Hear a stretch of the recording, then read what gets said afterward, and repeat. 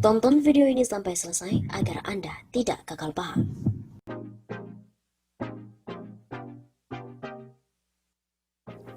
Ex-staf ahli Panglima TNI mengatakan Jokowi lebih baik mundur demi keselamatan NKRI. Kinerja Presiden Joko Widodo yang sudah berlangsung 1 semester lebih di periode kedua ini semakin banyak dikritik. Bahkan kini muncul kritik keras dari kalangan Purnawirawan TNI Angkatan Darat, yaitu ex-staf ahli Panglima TNI, Majen TNI Purnawirawan Dedi S. Budiman. Dedi dengan tegas meminta kepada Jokowi untuk menanggalkan jabatannya sebagai presiden. Saran ini ditujukan untuk menjaga martabat rakyat, keselamatan bangsa dan negara, serta menghindari krisis kepercayaan rakyat yang lebih dalam, serta bisa menimbulkan huru-hara atau chaos sosial. Dek Jokowi, sebagai orang militer tua dari hati yang paling dalam, saya sarankan mundurlah demi keselamatan bangsa dan negara. Itu lebih terhormat ketimbang diterjang chaos sosial dan amuk massa. Ujarnya pada kantor berita politik RMOL pada hari Selasa 4 Agustus. Chaos sosial yang dimungkinkan terjadi menurut Dedi merupakan akibat dari sejumlah persoalan yang tidak bisa ditangani oleh pemerintah. Pertama, karena kegagalan mengelola ekonomi yang semakin terpuruk dan menciptakan jutaan orang terkena PHK serta menganggur. Bank Indonesia memperkirakan pertumbuhan ekonomi Indonesia di kuartal 2 2020 bakal menyentuh hingga minus 4,8%. Angka ini lebih tinggi daripada proyeksi pemerintah yang berada pada posisi minus 4,3%.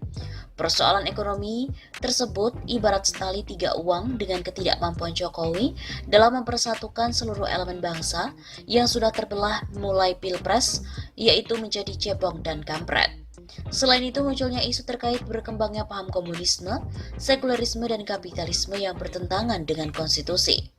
TAP MPR serta Undang-Undang Dasar 1945 juga bisa menjadi sebabnya. Belum lama ini, Dedi juga menyoroti berubahnya kedaulatan rakyat menjadi daulat oligarki partai politik dan para taipan. Hal inilah yang menurutnya mempertegas arah gerak keberpihakan pemerintah yang sebenarnya. Kedaulatan ekonomi tidak lagi di tangan rakyat tetapi di tangan asing, aseng dan sembilan naga. Sehingga kebijakan rezim sudah tidak berpihak kepada rakyat, akan tetapi berpihak kepada asing, aseng dan juga sembilan naga. Dedi memberikan contoh real dari keberpihakan pemerintah tersebut dari segi regulasi, di mana faktanya adalah penyusunan RUU Omnibus Law yang dipaksakan tidak partisipatif. Undang-Undang Nomor 2 Tahun 2020 atau Undang-Undang Corona juga bertentangan dengan Undang-Undang Dasar 1945 dengan mengambil alih kekuasaan legislatif, serta Undang-Undang Minerba dan lain-lain. Rakyat dimiskinkan dengan pajak, kenaikan BPJS, BBM tetap mahal tidak diturunkan, padahal harga BBM dunia turun. Begitu sambungnya. Oleh karena itu, Dedi secara pribadi bakal mengapresiasi bila Jokowi mau mundur dari jabatannya sebagai presiden demi keselamatan bangsa dan negara. Kepemimpinan baru yang mampu memperbaiki multikrisis, yakni krisis ekonomi dan mengatasi COVID, sangat mungkin muncul dari kalangan warga masyarakat yang mempunyai track record dan lebih berintegritas serta berpihak pada rakyat. Akhir kata, saya sampaikan doa, semoga Bapak Jokowi dibukakan pintu hati untuk bisa mendalami perasaan rakyat dan derita masyarakat yang sekarang terhimpit masalah ekonomi yang parah. Semoga kedaulatan rakyat bisa lebih merdeka pada 75 tahun kemerdekaan. Demikian kata Dedi S. Budiman.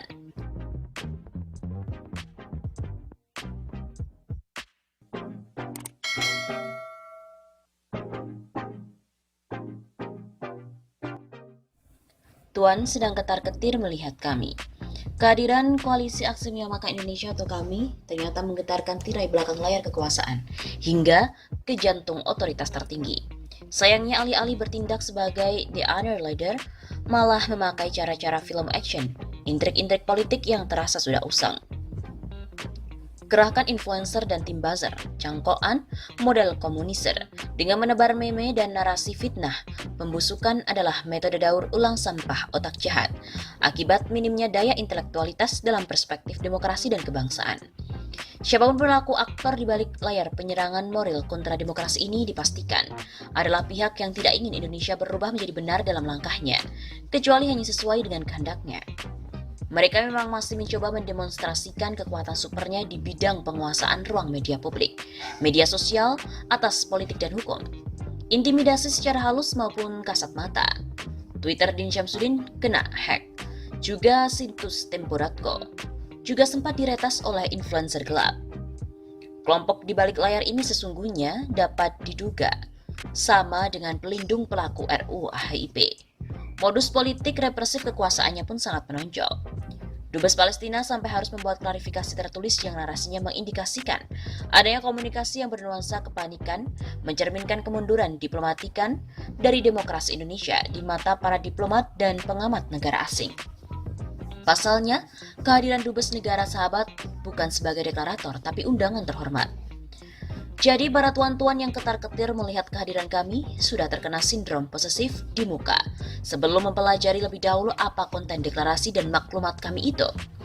Kemungkinan analisis terdapat kegagalan besar dalam pengelolaan negara oleh tim pemerintahan Jokowi menjadi sangat menonjol bila dilihat dari cara mempertahankan kekuasaan yang tengah digenggam erat-erat itu.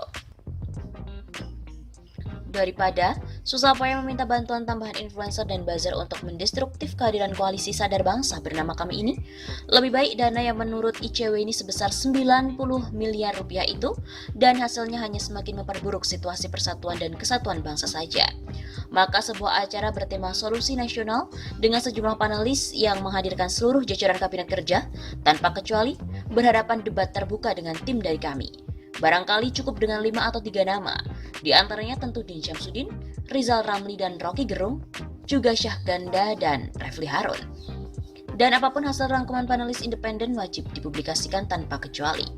Mungkin ini adalah cara terbaik dalam demokrasi Pancasila yang tengah menghadapi situasi tidak menentu akibat tata kelola berdasarkan selera dan bukan nalar logika.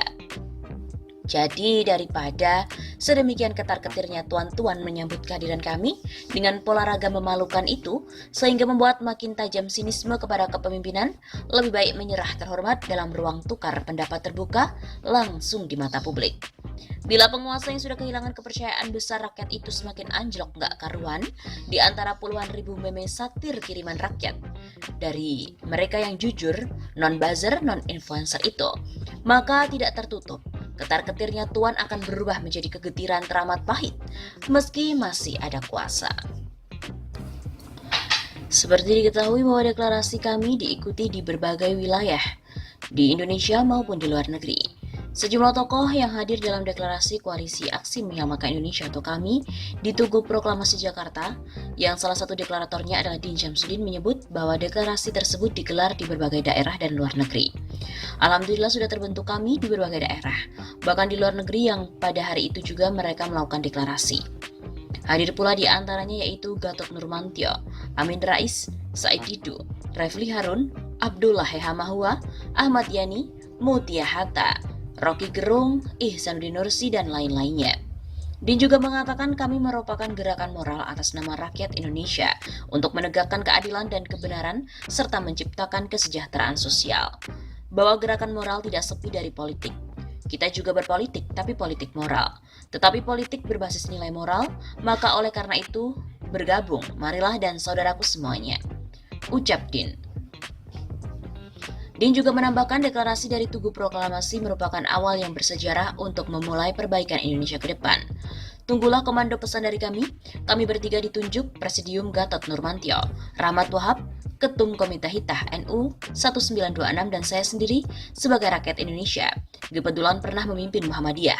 Kami bertiga sebagai presidium dengan dukungan 150 deklarator yang merupakan anggota Dewan Deklarator kami. Kita akan mulai bergerak. Begitu katanya.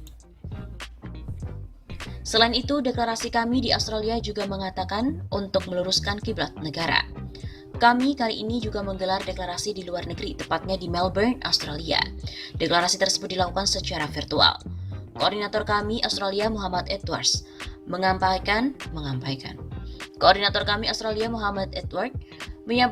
bahwa tujuan dari gerakan moral warga Indonesia di luar negeri untuk berjuang melakukan pengawasan, kritik, koreksi dan meluruskan kiblat negara dari segala bentuk penyimpangan dan penyelewengan. Selain itu, Edwards juga mengatakan jika kami Australia juga akan berjuang dengan berbagai cara sesuai konstitusi, baik moral edukasi, advokasi maupun cara pengawasan sosial politik moral dan aksi-aksi dialogis persuasif dan efektif. Bahkan kami sebagai rakyat dengan latar belakang kemajemukan agama, suku, profesi, dan efisiensi politik menjunjung tinggi kemajemukan kerukunan dan kebersamaan pandangan, dan sikap kami adalah perwujudan dari hal-hal yang dapat disepakati. Perlu diketahui, kami Australia terdiri dari 9 orang yang diangkat oleh Presidium berfungsi sebagai motor penggerak koalisi melaksanakan rencana strategis. Mereka diutus Dewan Deklarator dengan membentuk dan mengkoordinasi divisi-divisi.